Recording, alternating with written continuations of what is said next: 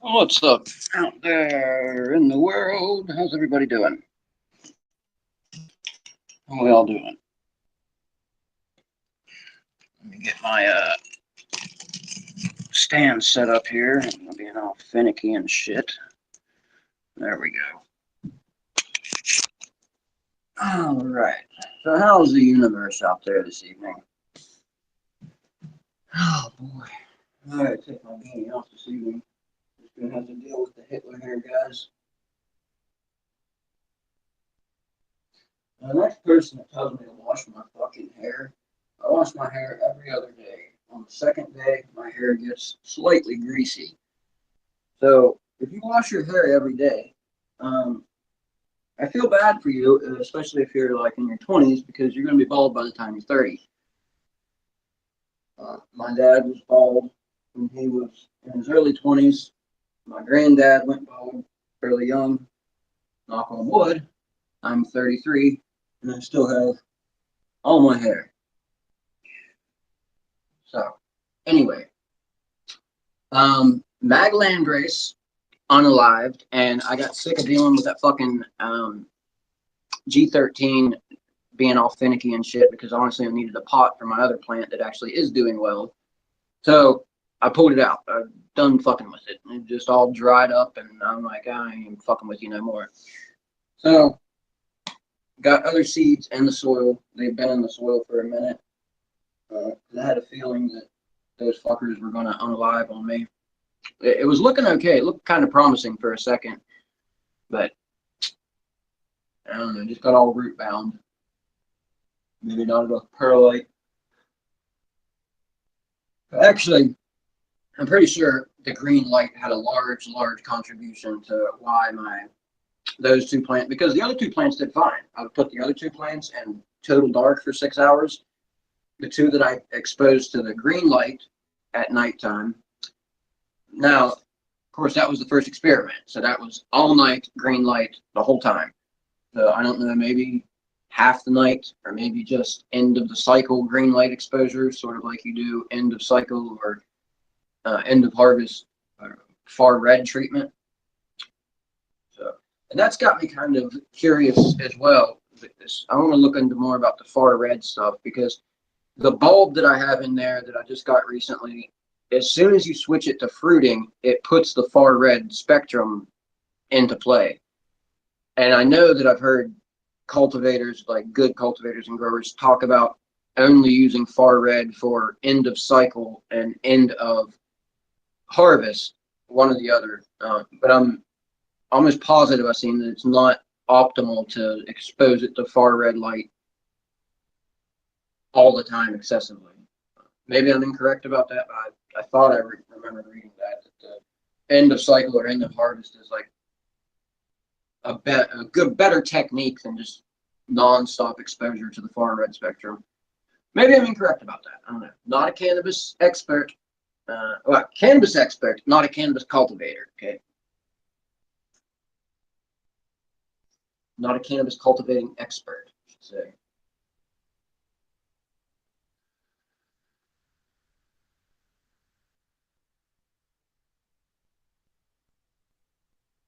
This is really good fucking oil. It's pumpkin cookies.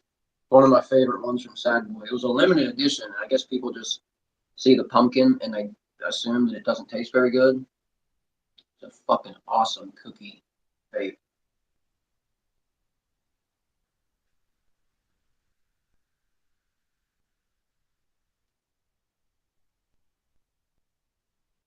Tastes like you're eating a bakery. All right, then. Let's do with my cannabis. I'll smoke some weed. I want to smoke some weed. And give me 2 seconds here. I'm sorry. I always do that to whoever's out there. I'll be right back.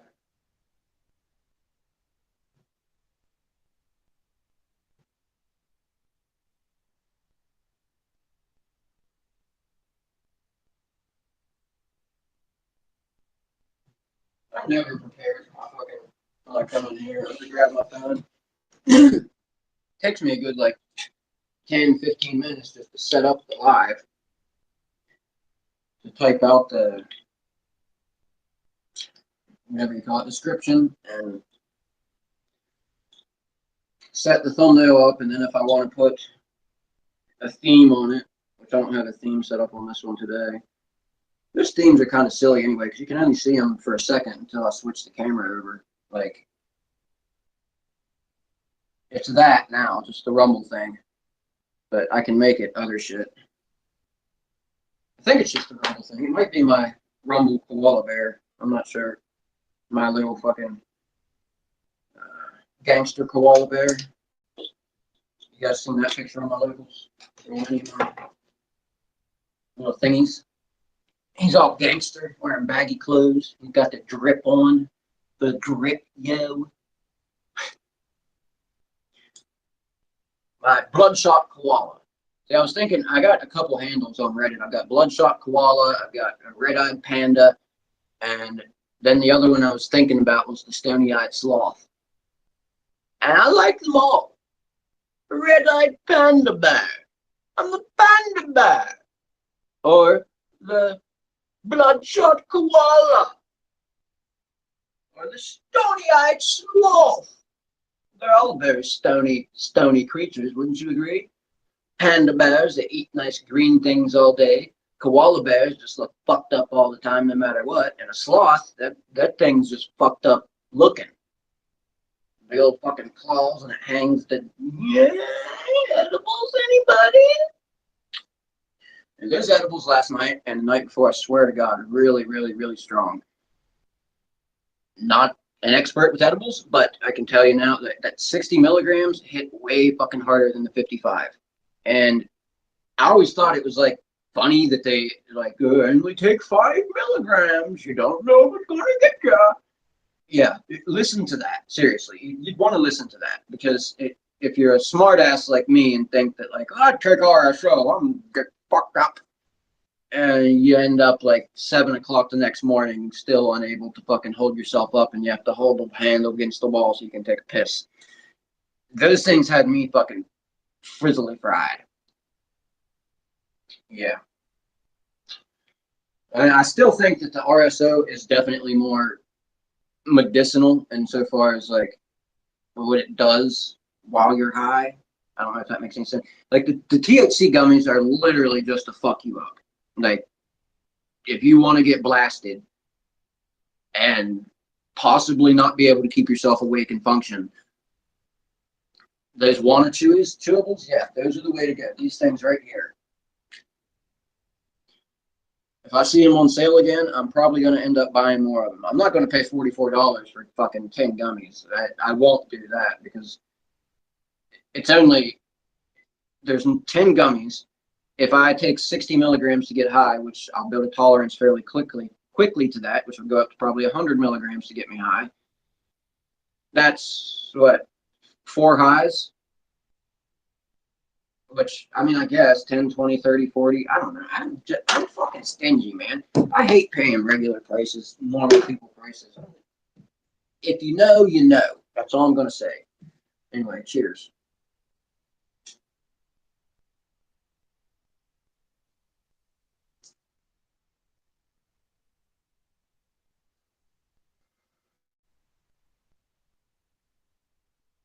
Got to clean my ball. Looks like I've smoked their cat piss.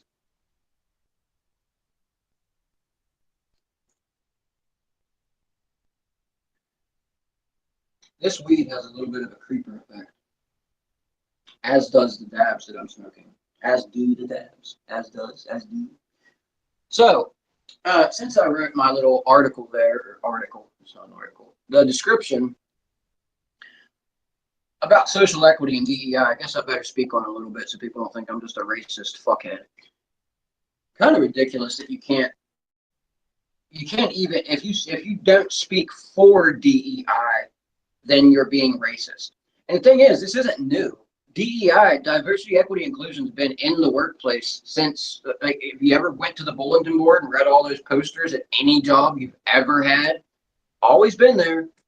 DEI initiatives, but it's just the way in which they're pushing it, in particular in the cannabis industry. And I'm not saying that in a fight or an argument for social equity What I'm saying is that what they presented to the cannabis people, to the state of Maryland, as social equity in the cannabis market, I don't know how anybody can look at what this cannabis market is and who makes it up and all of that and say that that is social equity, that the state is seeking to help the disproportionately affected people. That was the whole point, to allow those people who were being, at least that's what I got from it. Okay, when you say you're making this legislation and it is going to be geared towards helping those who have been disproportionately affected by cannabis prohibition, it sounds to me like you're saying that individuals who are selling cannabis or individuals who are involved with the cannabis industry now has the opportunity to be involved in a legal way with the cannabis industry. Was the point of this not to quell the black market?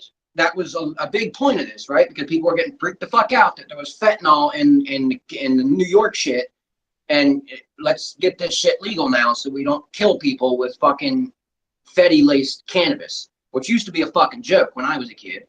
Like, it was literally like, dude, your dealer's not going to sell you fucking better shit and just like, oh, we got him, LSD. Like, it doesn't happen like that. But now it really is happening like that. Like, there's fucking retards putting fentanyl in weed. It's not happening all the time, but there are idiots that are doing it. And honestly, it doesn't even make sense, because by doing that, you're like hoping that your client's going to get addicted to the weed. And anybody with a fucking brain is going to realize that you put something in the fucking weed and hopefully stop taking it the first time so that they don't develop a dependence to it. But some people with an addictive personality, all it takes is that one time where they feel that sensation and they've developed a dependence. They will run right back, whatever that thing was, without a fucking thought in their head. And I forget that sometimes. I'm very analytical about shit. And even I've made stupid fucking mistakes in my past. Doing dumb shit. Doing things that I immediately regretted doing afterwards. I'm pretty sure we all have. Unless you're Jesus.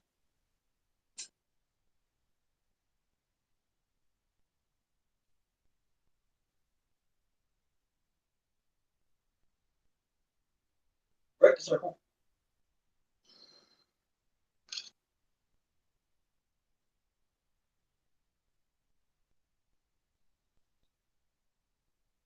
I guess it's kind of like Mudvayne here, sort of. Like the front man from Mudvayne.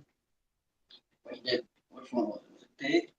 I don't know, one of them had like a fucking comb over. Or was it Not Falling? Maybe it was Not Falling. I think in Not Falling he had a comb over. Pretty sure it was. I've been practicing that on guitar. I've got that fucking Not Falling split chord intro. I'm getting it down pat now. Like, it's so fucking weird because it's just like 16th notes nonstop. It's just like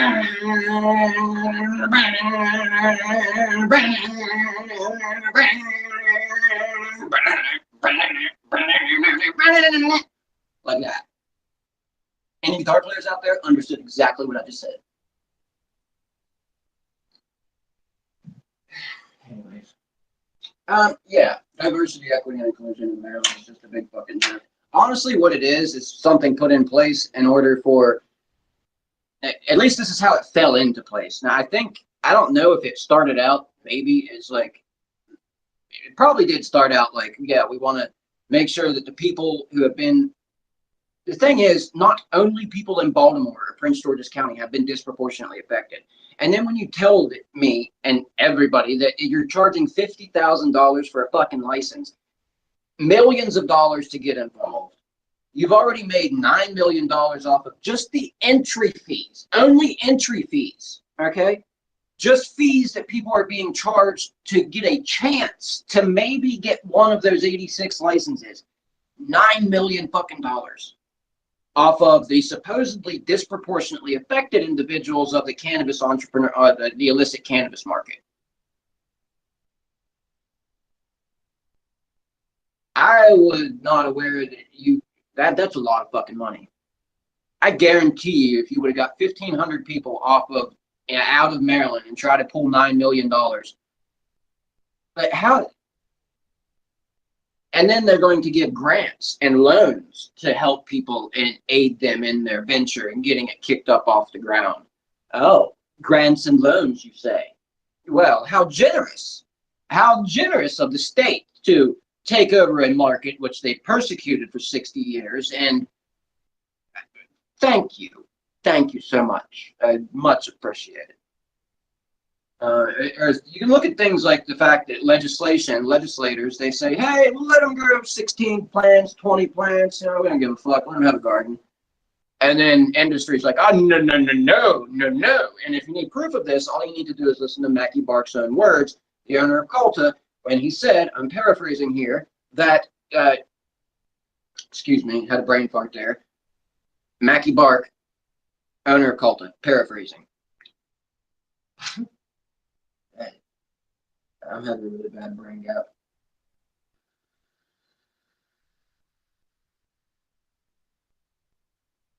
If you're not involved in cannabis lobbying and lobbying the state, you're fucked. You're not going to be involved. And what that means, and rich people talk, is if you're not paying the state millions and millions of dollars to do your bidding, you're not going to get your way. You're going to play our game, meaning the industry. Okay? And that, you can see it in the video. You can say I'm paraphrased it a little bit more fiercely, but that's how it came across to me as an individual who is, I'm somebody who thought that I could get involved in the cannabis market once we went legal. I had no reason to believe that I wouldn't be able to do so, except for the fact that I don't have a shit ton of money. But I didn't think that it was going to turn into a game where if you don't have enough money, you don't get to play.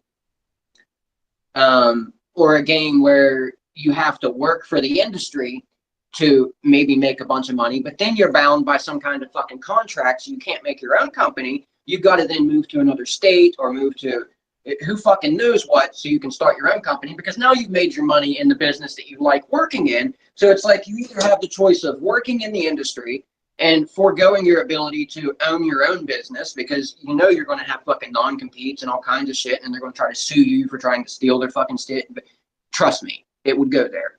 And then, so you do that, or you work for the companies.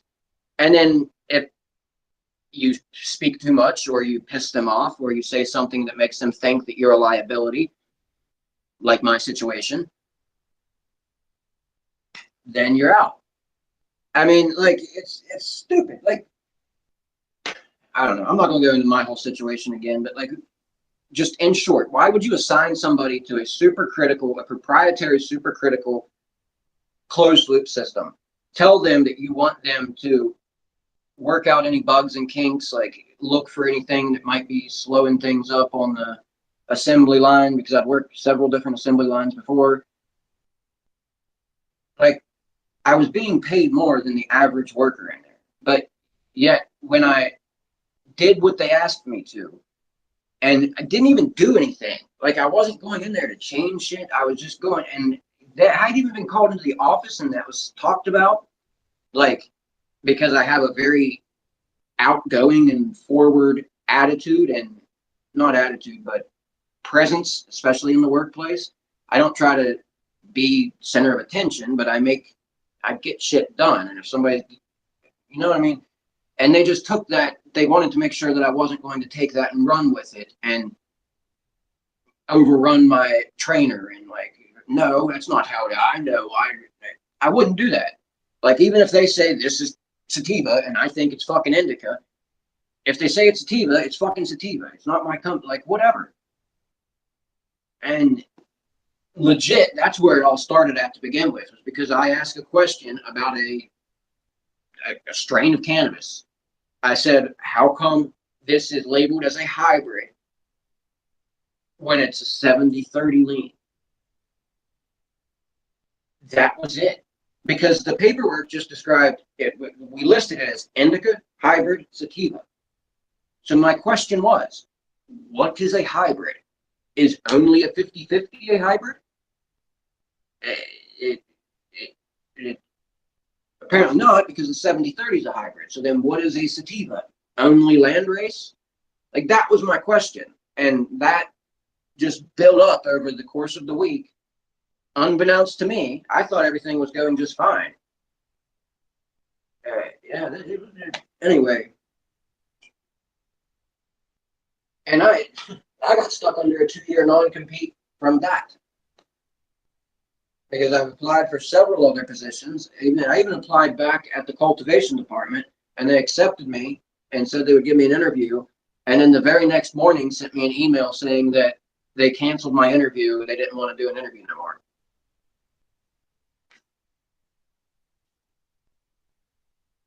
And it was with the same person that did my interview the last time that recommended me to the lab. So I'm pretty sure what happened is like he recognized the name, called the lab, asked what happened. The lab obviously said something negative, or they wouldn't have canceled my interview for the next day. And then they canceled my interview. So either the lab said something like they said, no, we're not negative, but all they can say technically, but it's the same company, so I don't know how that works. But if another employer calls, they can only say whether they would hire you back or not, apparently, in Maryland. But I don't know how that would work being inside the same company. I don't know. And I have no idea what they even put down as the reason for having fired me. Because 2 days prior to being fired, I was being told that, like, very threatening and menacingly, like, it wasn't a good feeling in the situation, like that I knew more than I had let on whenever I had been hired. But that wasn't true, because I didn't even apply there to begin with. I applied in the cultivation department, and then they recommended me based on my interview there. They offered me 2 different positions, IP, integrated pest management, IPM, or cultivation, and then sent me up to the lab because they thought I sounded smart and like would be good in the lab. Literally why they sent me there. So I went up and I applied, and they offered me the job, and I took the job. And then whenever I did my entrance, like, you have to do a little quiz thing to like actually go out into the lab to show that you're not going to like blow somebody up when you go out there, or contaminate a whole bunch of shit, or like pick your ass and then pick your nose and go try to play in the weed. And I finished the exam, like, I just finished it. I thought it was regular. And then they're like, well, nobody else ever does it till like 3:30. They usually take all day. And I'm like, oh, I don't know. And they seemed irritated about that because they sent me home, and I was like, well, I can go out on the floor. Like, and this was my first entrance day, like coming onto the floor and stuff. And I just did paperwork and stuff, which is normal, but I had finished 3 hours early. So I was willing to like go out and learn, like, but they said they wanted me to come in and do a full day and see what it's like from the beginning or whatever, which I understood that. That was cool. So that I could see how the shit gets started up and running. However, another part of it was that I didn't have a clock-in number. I was depending on whoever to clock me in that did the clock-in stuff. And on the clock-in, there's a big sign that said, anybody who clocks in prior to 5 minutes, or before 5 minutes prior to your login times, your start time, you'll be reprimanded. Yet, I was also told that I was supposed to come in a half hour early. So, question, does that mean that they want me to come in and work a half hour early of unpaid half-hour work? Because that's no. I'm not even going to start doing that, because once you start doing it, then you continue doing it, and you pretty much can't say anything about it because you've already started doing it.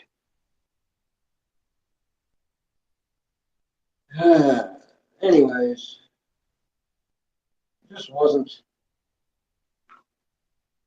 I wish it would have been a more pleasant experience. And I enjoyed everything there. Like, everything was like cool. Like, I liked the guy. I honestly, it was unbeknownst totally to me. I said I wasn't going to talk about it, but here I am rambling. But it really was, like, it surprised the shit out of me. I caught on to it the morning it happened. Like, the lower boss came in and he's like, hey, you want to work over the hour that you were late? And I was like, well, first, yes, I'll stay. But second, I wasn't late an hour. Your manager was late an hour. And my trainer was late a half hour. And I stayed here and waited. But yes, I'll finish. I have to finish the stuff anyway, which I did. And then while I'm doing that, like, it didn't hit me at the time. I would, being somebody who has practiced, this is a little bit off note, but I'm explaining why I'm able to remember these things and get this. And I've practiced witchcraft for a long time. Part of witchcraft and occult sciences is noticing things around you and programming yourself so that you literally record shit. Like, it's described as having a little bird on your shoulder, or a little recorder on your shoulder. Yeah, so to train yourself to do it, you take a little bit of time each day and you specifically pull in everything around you, what you're hearing, seeing, feeling, touching. We usually block out shit. Like, I can hear stuff going on in the living room, but I'm blocking it out intentionally. But if I listen, I can hear things going on for it. Like, you know what I'm saying? And eventually it teaches you to. And I remember there was a lady over here doing like distillate stuff, packaging stuff or something. And she was like whispering down in another lady's ear and looking over at me. And like, just weird situations, like where you can tell somebody's talking about you or something's going on. And that's what was going on.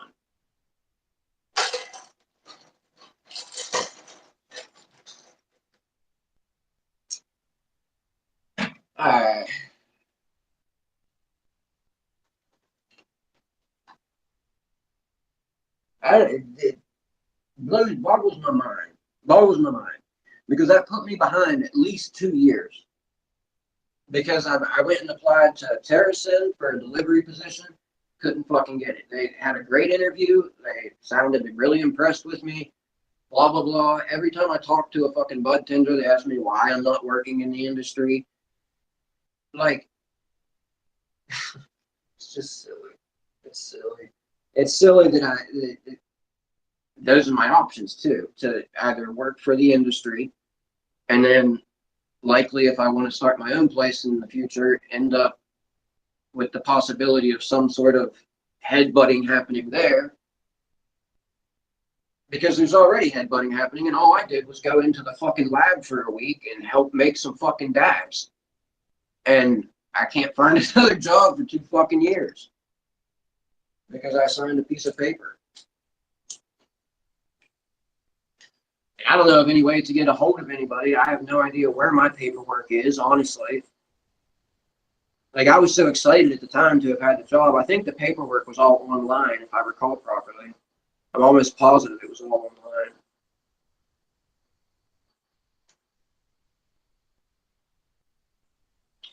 And that's just after I got hired. It was a bit of a difficult process, even being hired on, but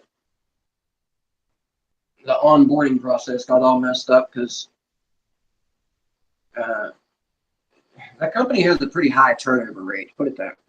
The girl that was doing my onboard got fired or quit or left in the process of doing my onboarding.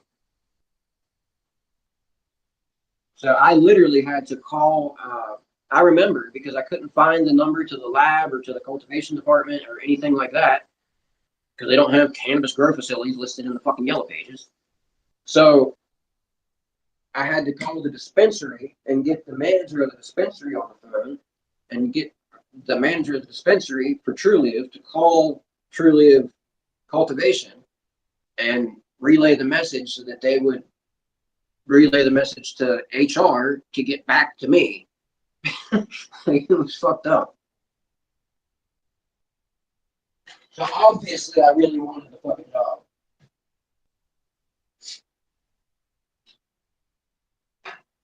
You know what I mean? But yeah, that's not anything about diversity, equity, and inclusion. That has nothing to do with that. I'm not trying to say anything like that. That was just a stupid situation. But take something like a 75% white-owned cannabis market and say that that's social equity is a bit funny. White male-owned.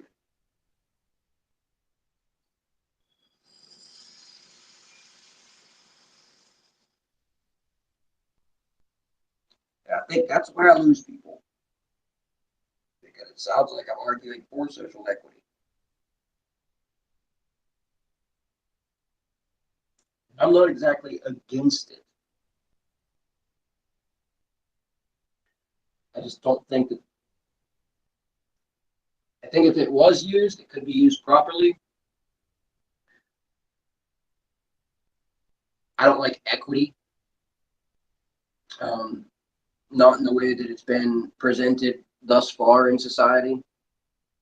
It just seems like taking one person out in order to put other people in that place. Like, oh, we need Guatemalan in a wheelchair that's fucking blind in one eye. We need 5 of those. We don't have any. Like, that's fucking such a fucked up way to look at people and hire people. Beyond the, like, discriminatory aspect of excluding everybody else who's not Guatemalan in a wheelchair with one blind in one eye. Like, it, and then it's like,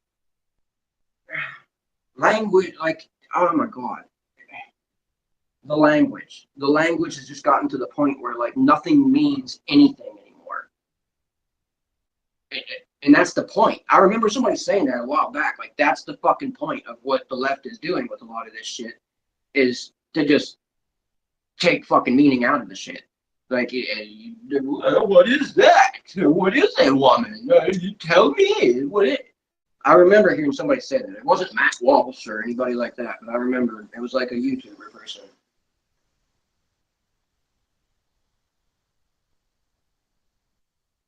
Somebody told me on here that my nose ring, something about being led around easily or something. I can't remember.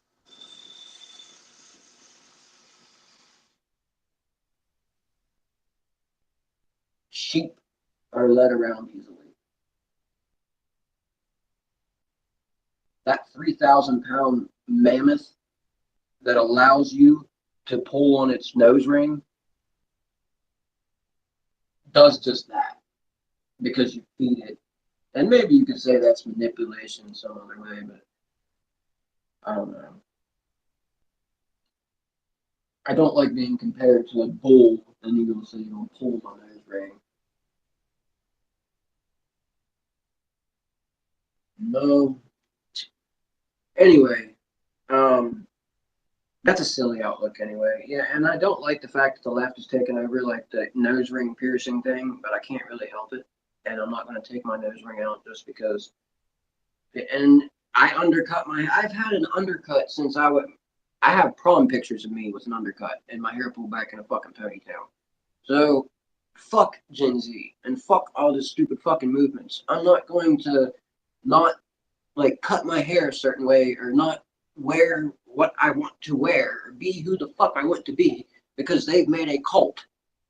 And you can judge me and say you're fucking stupid for that, but I don't know. That's just, why the fuck am I going to change who I am? Because, no, fuck all that noise. I have my fucking opinions. I'm allowed to have my opinions. It's still a free country until they turn it into fucking goddamn Germany. Yes, I said it. Very, very, very, like, oh, you're not part of the group? Oh, you went against the rhetoric? You spoke against the rhetoric? Like, it's very, very much that feeling.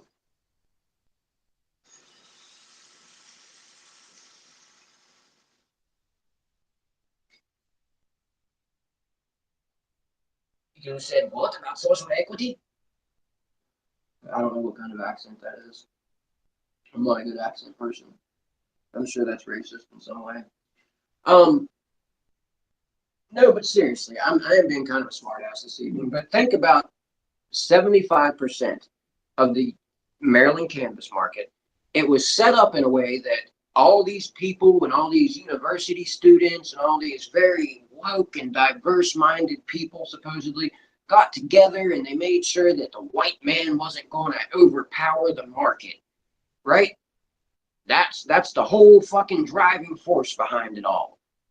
Yet we find out that individuals involved in adding up the numbers for people who are applying for licenses are falsifying the numbers that they're adding up, giving them, like, diversity and equity points where they don't apply, things like that.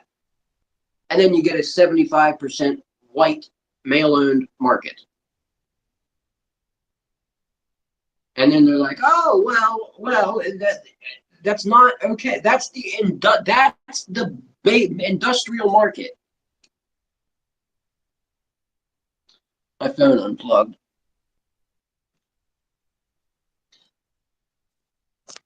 Fuck. Trying to do like 5 things at once here. Glad I noticed that. But that's the industrial market, right? Hang on a second. This I really gotta get me understand.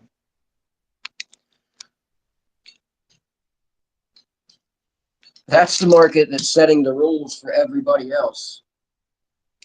And then you're going to tell everybody else that they have to abide by the diversity, equity, and inclusion initiatives. And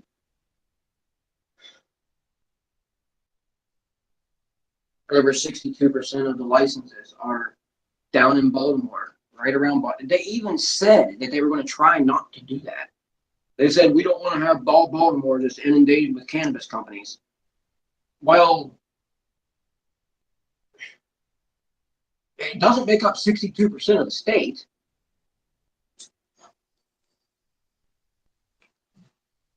And for like another example, like how can you say that people in Western Maryland weren't disproportionately affected? And it, for example, specifically extreme Western Maryland, like Garrett County, where Interstate 68 runs dead through the fucking center of a major drug trafficking route because people don't want to go into common law territory in Pennsylvania or down cross another state border. So they go down through 68, hit back roads, through up through Garrett County and shit.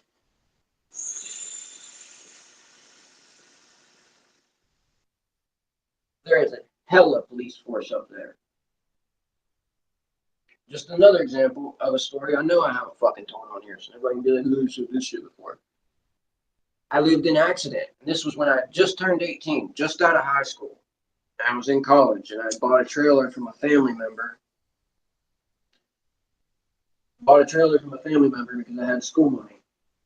And I was on my way to work, which was literally a mile down the road.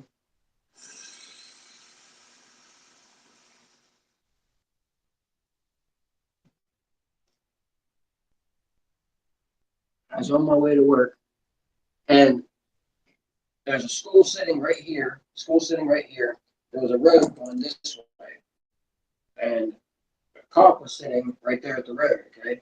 So the weeds were kind of up, so you couldn't really see the cop. He was kind of hiding back in the road that way as the road passes parallel to him. Sort of parallel and perpendicular, you know, I mean, county corner. So he was hiding, and I was coming down a 35-mile-an-hour zone. I seen a pole with no sign on it. I seen it. I remember seeing it. And so I kept going 35. And there was another stop sign, another speed limit sign in the distance, but I couldn't see it because the hill was in the way. And it says 25, but I wouldn't be able to see it anyway. It's too far away. He pulls me over for going 35 and 25. Okay. I come to find out that that pole is supposed to be a 25-mile-per-hour speed limit sign. And the sign prior to that pole is a 35-mile-per-hour speed limit sign. So that cop was intentionally sitting at a unmarked zone where that's the beginning of the 25 zone and pulling people over for speeding. Like, how many people did he bust for speeding through that area that he got away with that didn't know that that sign was missing off of the pole? So when I went to court, and I went to court pro se several fucking times, which I honestly didn't think was that big of a deal when I've done it. It's never been for anything like major, huge, well, cannabis possession. But anyway, I had a public defender that time. Public pretender. Anyway, I went in there per se, like, but mean by yourself. I think that's what that means anyway. Try to sound all fancy and shit. So I represented myself, but I had pictures of one. I went and took pictures, and I made sure I got the elementary school in the background. So I stood back and got the pole with the elementary school to show where that pole was, reference to the elementary school. And then I got a shot of the elementary school and the road that he was sitting on. And then I got a shot from the road he was sitting on to the pole and the elementary school. So you've got a 360-degree view of the whole fucking site. And I took that pictures into court with me and told the judge I had the pictures and stuff. And the judge was like, asked the trooper, he's like, can you refute any of this stuff? And he's like, I can't refute that. Not to my knowledge, I didn't know there was no sign there. Of course he's going to say that. But the judge had to take it because I had the pictures there and I had to drop charges, which it was just a speeding charge. And I think I had my seatbelt off or something, but they dropped it because there was no sign there. But they put a sign there. There's a sign there now. The state put a sign there fairly quickly, actually. That was surprising. But they actually got the state there to put the sign in. But that was out in the middle of fucking nowhere, okay? That was out in the middle of accident nowhere. And it was by an elementary school, but it wasn't a school day. So you can't drive through Oakland after dark. If you have a pediddle, I promise you, you're getting pulled over. 1,000%. Unless you pucker your ass and you got to be damn lucky to make it through Oakland with something wrong with your car, especially if it's not like a brand new nice car, and not get pulled over. And yeah.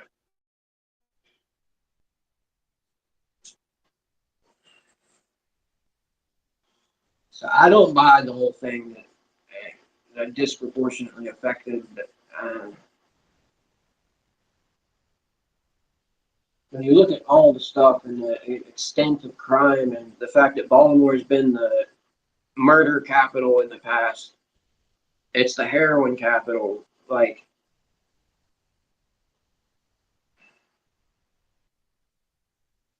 I didn't get why they took and related all of the cannabis crime to all of the other crime.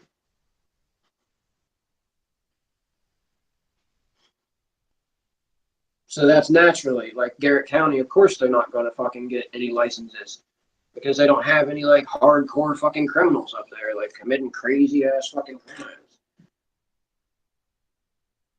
Allegheny County has a bit more fucking crime, like stabbings and shootings and gangs and crazy shit like that.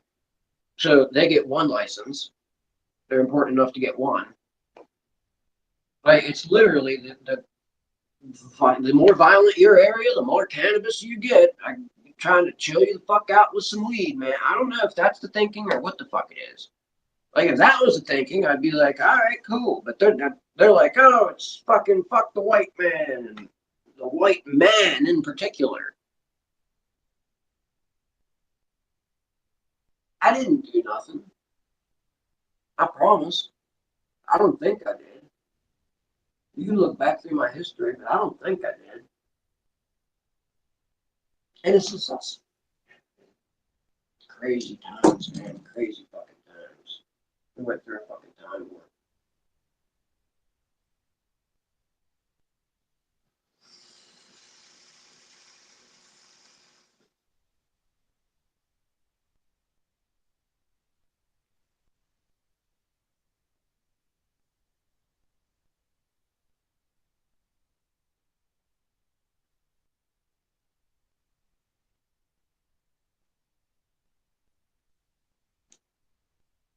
Very good. Very, very good. Very, very, very good.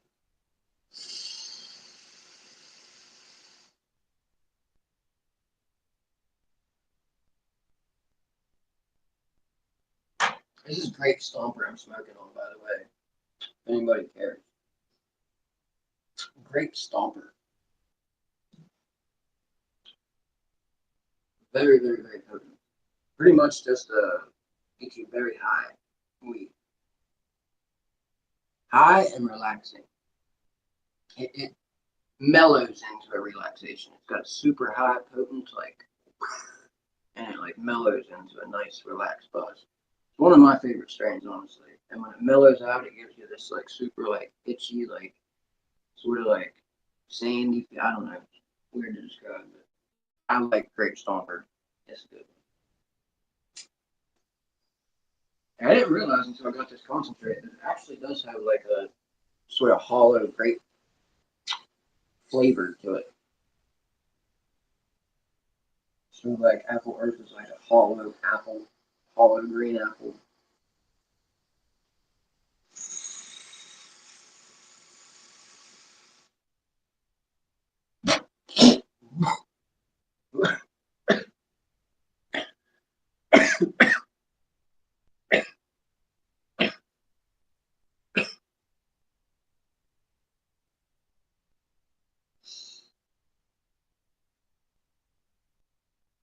Oh boy. Oh shit.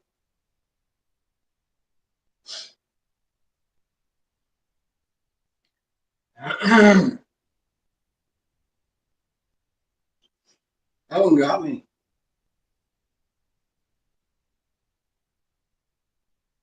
Apologies. I don't have a drink in here either. I was trying to save myself from fucking.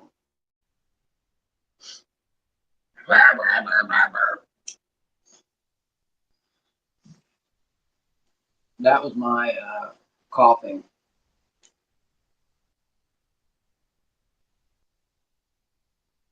God damn, I'm really stuck.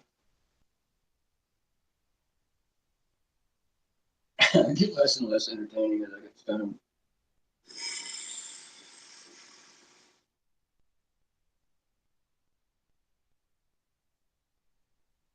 That's just some of those hits hit so fucking hard it takes me like several.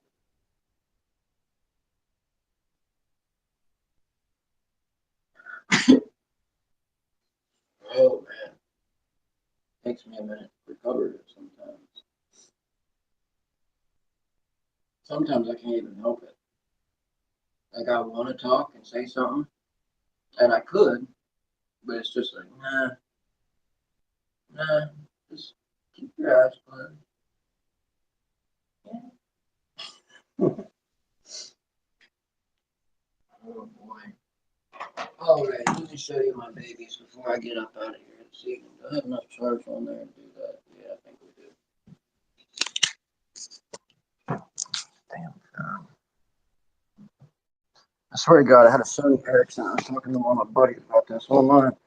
I had a Sony Ericsson fucking years ago, man. That motherfucker had a battery that would last for days and days on end. I got to take it camping with me all weekend, use it all weekend. It was still fucking work.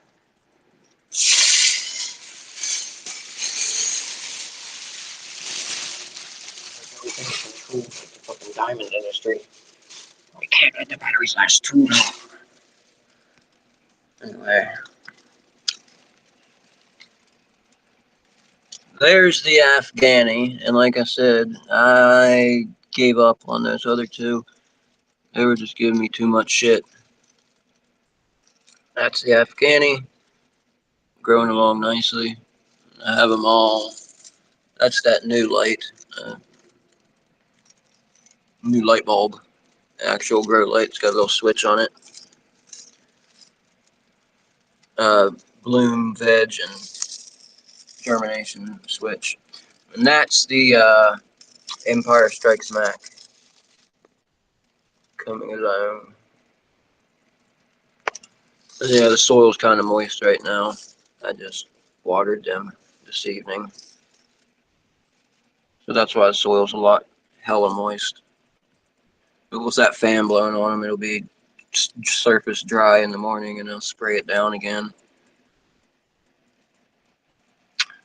And I got a cup, but I got to get another cup in here because I am now using that cup. Yes, I got to clean some of this fucking dirt up. But I need to get another cup because I'm using the cup that I was using to make it humid in here to support my plant now. Put it up a little higher since I moved some shit around. No, they're doing all right. They're only fucking, what, 2 weeks old? Something like that, 2-week-old photos. Empire Strikes Mac.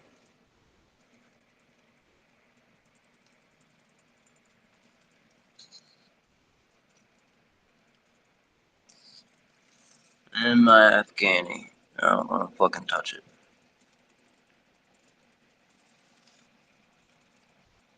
She was starting to try to go sideways on me. So I moved her directly under the light.